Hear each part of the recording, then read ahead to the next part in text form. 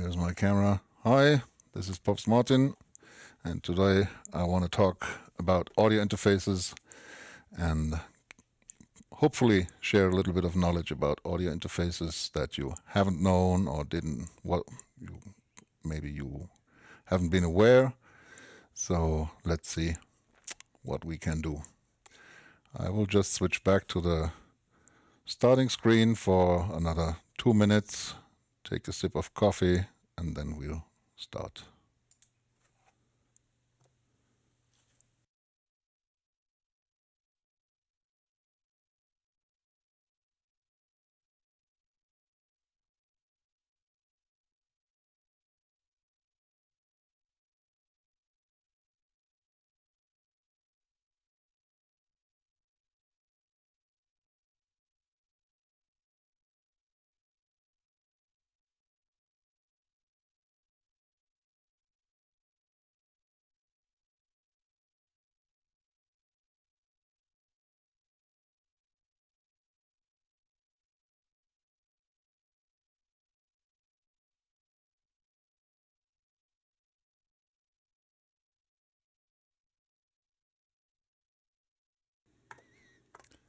All right, guys, I think it's time to start now.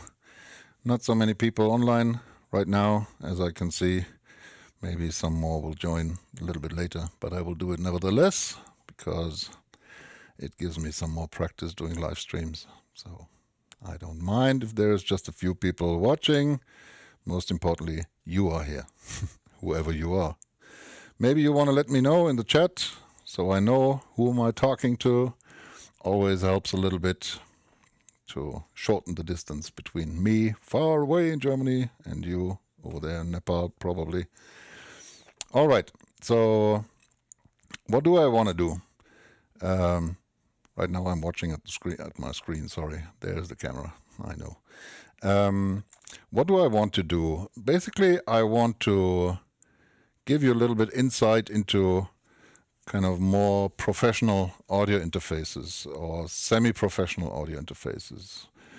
Maybe you have a small interface like a 2-input, 2-output interface, and you wonder why on earth should I spend like a couple of hundreds of euros or maybe even more, a few thousand euro on an audio interface. So I want to give you a little bit of insight what the differences might be between cheaper audio interfaces and more expensive audio interfaces, and why they might make sense for some, for others not so much. All right, so let's have a look. First of all, I will switch to my first screen, which is this one here. So you can see the picture of this beautiful audio interface. That's basically the same audio interface that we have in Anil Studios in Kathmandu, where Anil Rai takes care of all your recordings, and he's using this particular audio interface, which is called Focusrite Liquid Sapphire 56. And let's say it's a semi-professional, good quality semi-professional audio interface with lots of features. So maybe we just walk you through the options of this particular interface. But before I do, I just want to mention I cannot kind of discuss every single audio interface on the market. So I will focus on 2 individual audio interfaces, but I might be able to answer some questions if you have any. So first of all, this audio interface is 2 units high for a rack. And it features a total number of 56 channels, which is basically part of the name, Liquid Sapphire 56.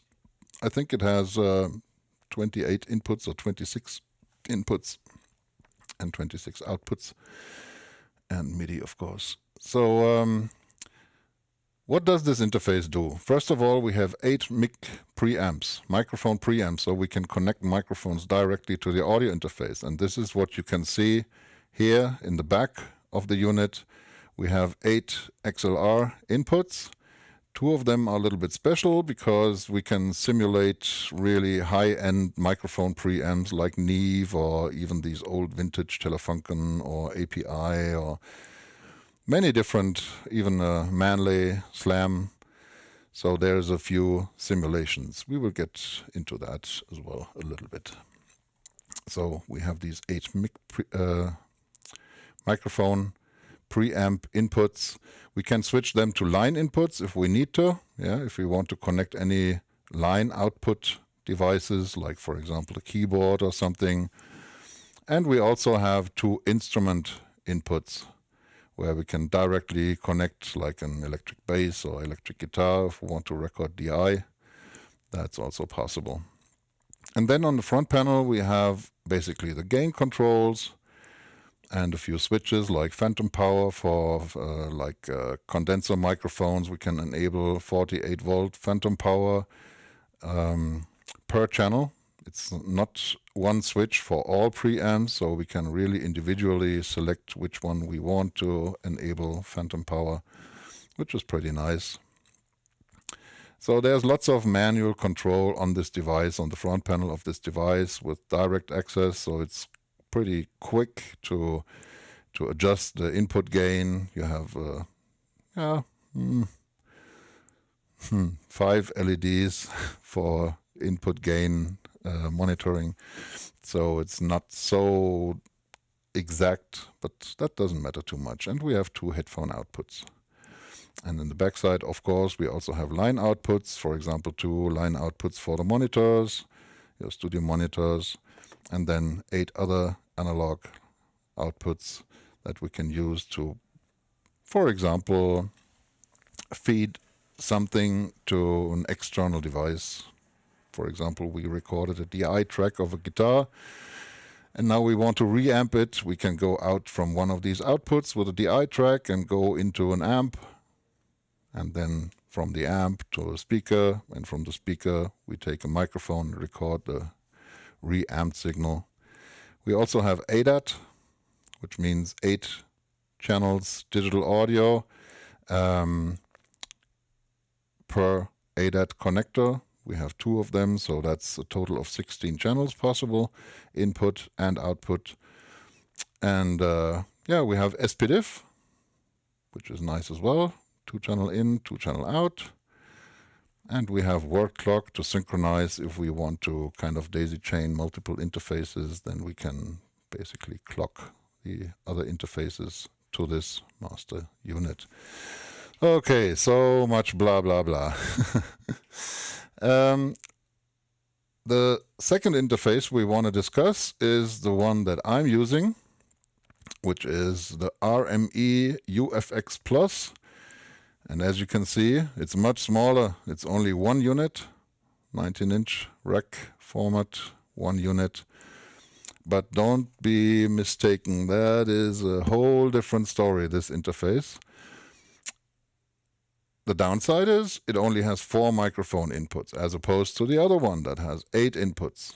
But these mic preamps are really, really good, and we can extend it. We can add more microphone inputs, as many as we like, almost. Yeah. So, and then we also have 2 headphones outputs, and very little control on the front panel. Yeah, you don't see individual gain knobs for the individual channels here. So there's very little to do on this front panel unless you want to dive into the menus. And that's kind of, do we really want that messing around in menus when we want to quickly adjust something like input gain of a microphone? But you will see a little bit later that it's not a problem. And then, of course, we also have line level inputs. We have outputs, like the first 2, which would go to the studio monitors, and then another 6 outputs, analog outputs, that we can use basically to run the signal, any signal, through external effects, whatever. You have a dry vocal recording and you want to add some reverb, and you don't want to use the reverb that you have in your DAW. Maybe you want to use a reverb unit that you have at home.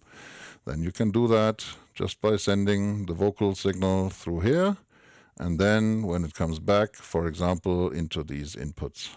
Yeah. And then we have a whole lot of digital audio. So we have AES EBU, digital audio, 2 channels in, 2 channels out. Then we also have 2 times ADAT, which is 8 channels each, in and out. And then we have MADI. And MADI is really, really, really amazing, because this one here is a fiber connector, like an optical cable, and it carries 64 channels in and 64 channels out. And that's why this unit looks so small, even though it has a lot more inputs than the other device. Yeah. So here I have 94 inputs and 94 outputs in only one unit rack space. That's crazy. But most of it is digital, so you need other gear to basically extend the amount of analog inputs that you have. And for this purpose, I have a device that is called, or I have actually 2 of them, which is called Ferrofish Pulse 16MX. And this means that I have 16 analog inputs and 16 analog outputs. And all of this I can use over MADI. So exactly the same that I showed you before, this kind of optical cable for 64 channel, up to 64 channels in and 64 out. If I don't have MADI, I can use ADAT, for example. That's very well possible, so no problem at this point. Now, this looks terribly impractical, yeah? So if we compare it, for example, to this audio interface here, that looks much more practical, because I have manual controls here to adjust the input gain, and I have this quick button here to, for example, activate phantom power. So it looks much, much quicker to work with. But it's not exactly so much quicker if you get used to it, because we have seen enough of these devices. So what I want to do now is I want to switch to the control software. Now, if you are used to have an audio interface with only 2 inputs and 2 outputs, you probably won't have any kind of control software where you control your audio interface, because it's so little inputs and so few outputs. Everything is basically comes right on the box. You have a few knobs there and that's it. Yeah. But as soon as you get more channels, you have more options, and control software is really helpful. And in this particular case, for this Focusrite Liquid Sapphire 56, we have this Sapphire mix control, which basically is a mixer. So there's nothing too special about that. It's basically like a mixer.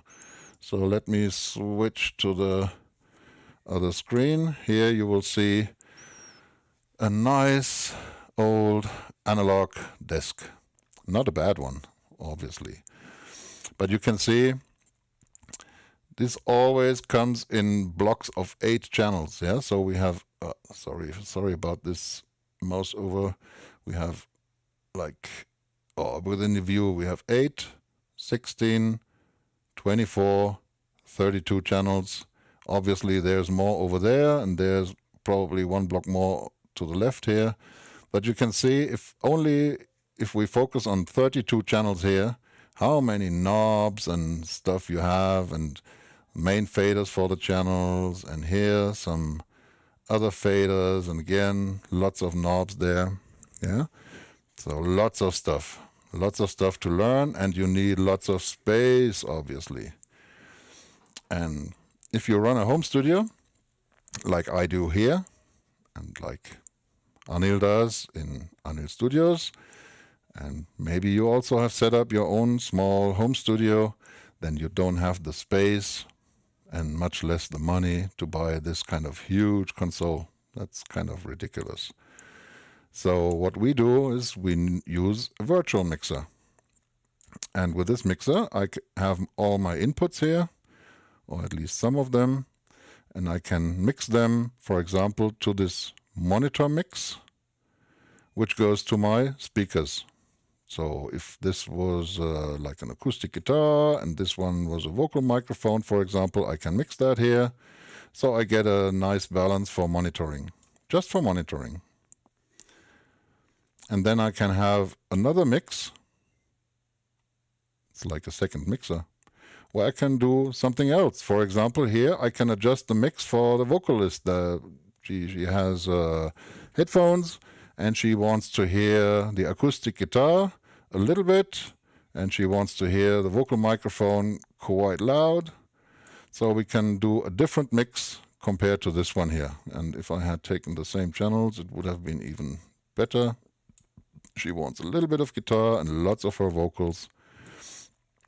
Okay, so we can do different mixes going to different outputs.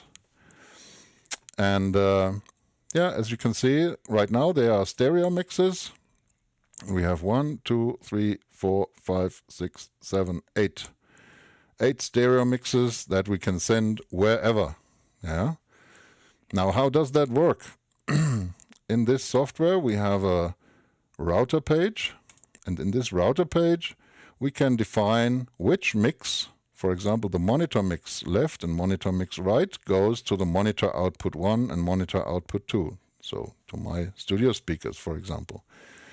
But we can send a different mix, for example, to line output 3 and 4, like the mix 13, which is this one here. And we can even rename it so it's much easier. So Vox Q. Yeah, so we could say this would be the Q mix for the vocalist. Yeah, and this goes to line outputs 3 and 4. And from there we can take it to headphones or whatever. Yeah, or whatever we want to do. So we have again 1, 2, 3, 4, 5, 6, 7, 8 stereo mixes in this little tiny software. Crazy. And all of these mixers have 18 inputs. Let's switch back to the preamps.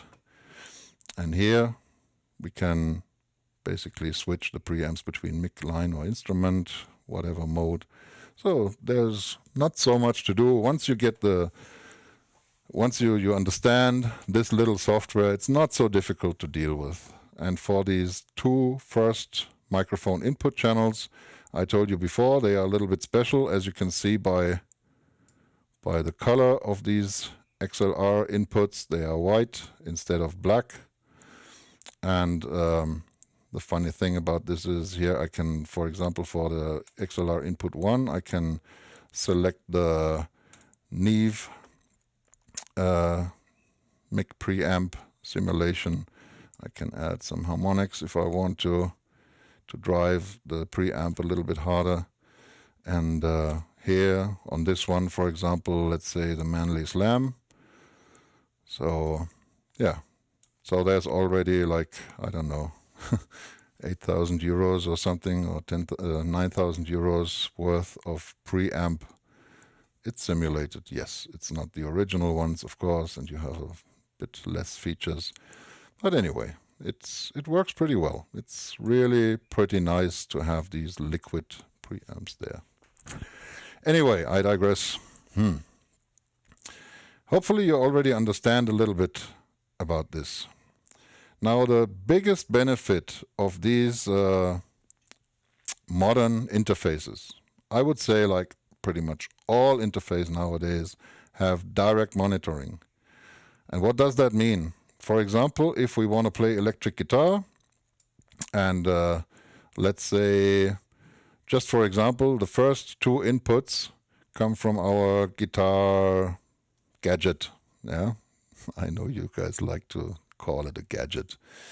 So, or multi-effects device, no matter if it's line 6 or Boss or Kemper or Axe or whatever. So we have a stereo pair of inputs here. Obviously we would switch this to line inputs 1 and 2. And now what happens? I can listen to this input. Obviously I have to up this here as well, the main output, the master fader. So now on my monitor mix, if I would play electric guitar, I would hear it. I would hear the input.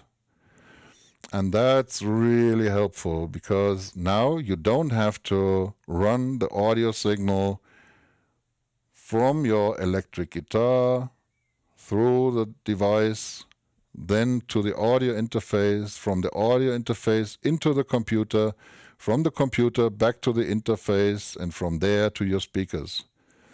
Because the way from the interface into the computer and back to the interface takes time.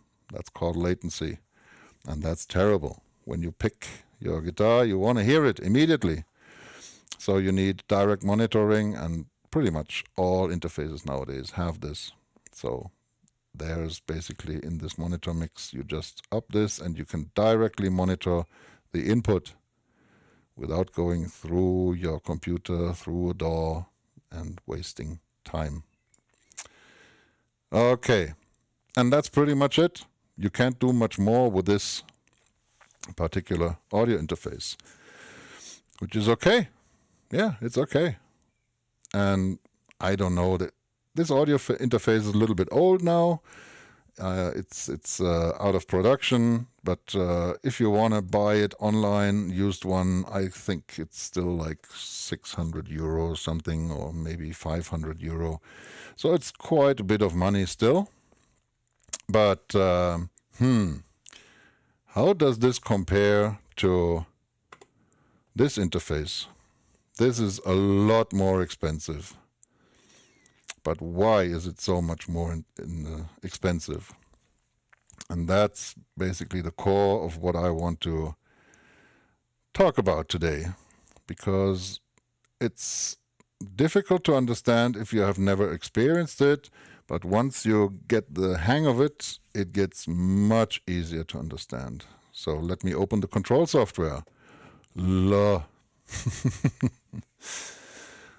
That's a lot of stuff here, because we have, as I said before, we have up to 94 input channels and 94 output channels. Yeah, so there's a lot we can do. So let me walk through it. First of all, we have these analog inputs, like the first 4 ones, for example, and I can switch them to mono, so we have them separately. And the same here. Doesn't make sense to make a stereo, make microphone inputs stereo. So let's just, and I was kind of stupid. No, that's not the microphone inputs. Sorry about that. I will just switch back to what it was before.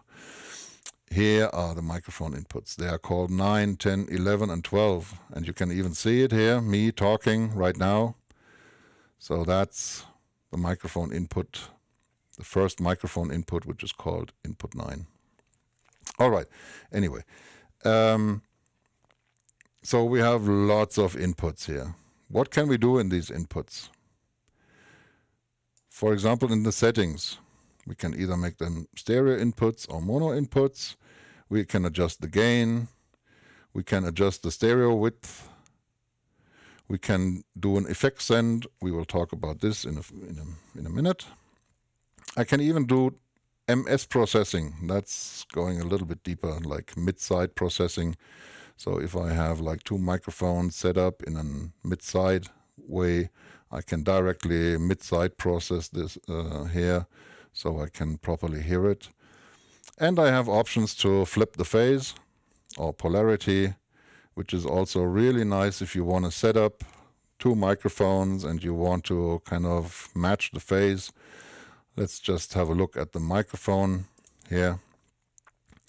So here I can flip the phase if I want to, and then flip it back and compare 2 microphones at the same time. And with the phase flipped, you will get some kind of strange cancellation effects. So you can properly position the microphone. So that's very helpful, and it was not possible with the other audio interface. So there already we got something that is not available on the much cheaper but still good audio interface, phase flipping. Then, of course, we have this phantom power, and we have instrument level. We can switch it between microphone and instrument input. So that's nothing too special. But now we have also DSP on board. That means for every single input channel, I have an EQ, including low-cut filter. So we have a 3-band EQ, and as you can see, I'm EQing my voice quite considerably because I have such a dark voice, and I want to just boost the treble a little bit, and there's some kind of strange frequency in my voice that I do a little bit of a notch filter there. And I engage the low-cut filter at 80 Hertz, so all this low-end rumble is gone. So it's nice to have this kind of EQ built in, and it's unbelievable. But this EQ is available for all inputs. All 94 inputs have EQ. And the same for dynamics. So I do have compressor. In every single input, I can use a compressor. Unbelievable. So this audio interface, even though it's only 1 unit high, it's like half the size of the other one, has already a lot more features. Of course, I can save presets of my dynamics or EQ or whatever, so I can quickly switch between different presets. If I have a vocalist coming here many times and she wants to sing something and she needs a specific EQ setting, then I can just recall a preset here. So it's really fast. I don't have to set it up each time. Yeah. So when I collapse this, it looks really simple. Just like a little bit of a level meter and a fader, not so much else. And here pan, left, right pan. But when you go a little bit deeper, oh, there is lots of stuff hidden. And also we have effects send, and I can either use this fader here or I can use this knob to adjust how much effect send I wanna do. And then I have the effect section here on the right side, and I can use reverb. Oh my God, now we have reverb, but we don't hear anything. So why the hell don't I hear anything? I have to obviously up the return, and you probably don't hear anything now because I'm not sure even if you can hear it. Probably not, because I go direct from the microphone input. Anyway, doesn't matter too much. So we can use effects like reverb or delay, which is nice to have. Sometimes it's nice for a vocalist if she or he has a little bit of reverb, maybe a touch of delay to make the voice a little bit more roomy and it doesn't sound so isolated. And you don't want to record that, you just want to use it for monitoring. Now, what else do we have here? Why is there kind of 3 rows of faders? Basically, these are all the inputs. These are all, it's called software playback, and that's, sometimes it's confusing. But let's say in your DAW, in Cubase, you're mixing a project and your stereo out, or in Pro Tools or whatever other DAW, your main output will be in the software configured as analog 1 and 2. So the audio will come here. That's why it's called software playback. That's basically the software outputs to your interface from the computer. And while you want to listen to the mix, to the complete mix bus of your DAW, you might want to output one particular channel. For example, DI acoustic guitar. You want to output this DI acoustic guitar on this particular channel here, because then you can use it to send it to an effects device, because here are our hardware outputs. So that's the actual outputs on the audio interface. So for example, just for example, let's see, I will switch this back to my names. So you can see already a little bit what I'm using these for, a little bit. I have not named all of them, but for example, I have a vocal effects unit that is called TC Helicon Voice Live Rec, and this Voice Live Rec gets audio from this mixer. So again, you remember on this other audio interface, we had a total number of 8 stereo mixers. And for example, in this mixer, I could output something, yeah, and something different than what I output on the monitor mix. And it's the same here. So I have a total number of 94 mixers in this device. And for example, to this voice effects output, I can output this voice effects send or Vox effects send that I configure in my DAW, and I send the dry audio, the dry vocals audio, I send it to this software output, and in this mixer here, I just up this fader, so I send it to my effects device. Just as an example, of course, I have like 4 background singers here, yeah? And all of these 4 background singers are singing together, and I want to add a little bit of vocal effects. So I just take my 4 microphone inputs, in this particular example, and send them to the voice effects output. And there you can see it's already too much. Yes, I know it's too much, so now it should be fine. Much better leveled. Okay, and now if I had my voice live here, you can see there's already something coming back from the voice live because I'm sending it there. Whoo! Crazy. Most of the time on an analog mixer, you have just a relatively small number of aux buses where you can send stuff out, because it's basically impossible to add like 94 buses on this kind of analog mixers. It's crazy. It's just impossible. But nowadays we're living in the digital age, and there is no problem to have like 94 outputs that we can use for whatever purpose.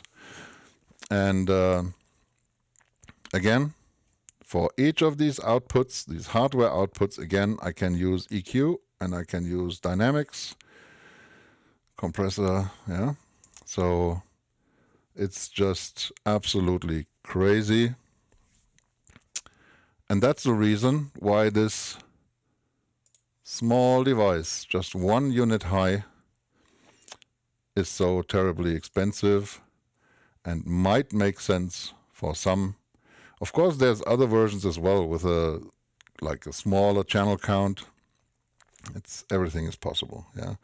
There's even a small one, Babyface Pro, which I have as well, which just has much less inputs, but it uses exactly the same software, exactly the same software mixer, just with much less channels everywhere, yeah. So it's a little bit easier to understand in this regard. So, yeah. One more thing that is really nice about this RME, this particular one, is that here I can insert a pen drive, a fast one of course, and I can basically record everything continuously. Just in case my DAW crashes or whatever, that would be terrible because we're in the middle of a project and we're just in the middle of a really great take. So here, down here in the right side, you can see Do Recorder. Yeah. Currently no media because I haven't inserted a pen drive. But if I had a pen drive inserted, I could easily record. Oops, sorry. I think I have to scroll down. No, it's just not showing because there is no media. Otherwise, I would have to, I can just click record here and just keep it running all the time. It will record all inputs, so nothing is lost in case the DAW crashes or some computer problem. It's really directly on the hardware. I can record all channels. Or if you are crazy enough to use this during live session, which is possible as well, you can just split out everything from a live gig, and you can record it directly in a pen drive connected here on the device. All right, wow. Now I was talking a lot about audio interfaces. Just to show you a little bit the differences and major differences in complexity between audio interfaces. Even though this one looks much bigger, just a second, this one here looks much bigger than the other one. Well, it's not quite the opposite, is true. All right, so that's what I wanted to show you basically, and I'm sure you haven't learned properly how an RME interface actually works, because that would be, it takes a while to get your head around it. But at least you have seen the additional features you get, for example, from a well-programmed software. And this software can be even remote controlled by MIDI controller. So let me have a look if I can switch back to the camera. I don't know if it's still switched on or, yeah, it's still, hi. So there's a controller with motorized faders, and let me quickly switch to this screen here. For this audio interface and its control software, I cannot remote control the faders. I have to do everything inside the software. But for this software here, it's possible. I can control it, and you can already see it because I have switched it on. And now you can see these are kind of orange color, these inputs here. You probably see that, right? Now if I switch back to the camera. So yeah, there's the camera. And now you can see that I up the fader here, and the fader over there has went up as well. Or maybe now I don't touch the controller, I just pull the fader down, and you see that the controller, yeah, and I can't only control these first inputs, I can toggle to whatever inputs. Let me switch back to the screen so you can see this. Right now I'm here controlling these inputs, yeah, so I can just jump to where I need to control. I can even jump down, so now I can control the software playback, and even further down the hardware outputs. I can control everything. I can remote control from a nice MIDI controller, or let's call it a Mackie controller unit with motorized faders and everything. So if I'm kind of tired of moving the mouse on the screen, I can use a controller.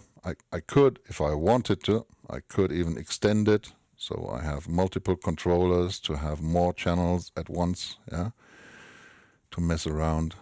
And this controller will automatically switch from controlling this software to, for example, DAW control. I can even control my DAW and all plugins and everything. So if I have my DAW in the foreground, like Cubase, I can control Cubase, remote control it, and if I switch back to this software, here the RME Total Mix Effects software, then I can control that with this remote controller.